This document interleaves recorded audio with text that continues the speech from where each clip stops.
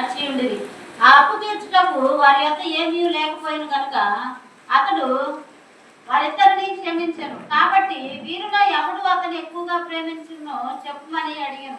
అందుకు సీమోను అతడు ఎవరికి ఎక్కువ క్షమించునో వాడే అని నాకు తోచుతున్నదని చెప్పగా ఆయన నీవు సరిగా యోచించుదువని అతనితో చెప్పి ఆ స్త్రీ వైపు తిరిగి సీమోనుతో ఇట్లనెను, ఈ స్త్రీని చూస్తున్నావే, నేను నీ ఇంటిలోనికి రాగా నీవు నా పాదములకు నీళ్ళియలేదు గాని ఈమె తన కన్నీళ్లతో నా పాదములను తడిపి తన తల వెంట్రుకలతో తుడిచెను. నీవు నన్ను ముద్దు పెట్టుకొనలేదు కానీ నేను లోపలికి వచ్చినప్పటి నుండి ఈమె నా పాదములు ముద్దు పెట్టుకుంటా మానలేదు. నీవు నూనెతో నా తల అంటలేదు గాని ఈమె నా పాదములకు అత్తరు పూసెను. ఆమె విస్తారముగా ప్రేమించను గనుక ఆమె యొక్క విస్తార పాపములు క్షమింపబడినని నీతో చెప్పుచున్నాను అనను. ఎవనికి కొంచెముగా క్షమింపబడును వాడు కొంచెముగా ప్రేమించునని చెప్పి నీ పాపములు క్షమింపబడి ఉన్నవని ఆమెతో అనను.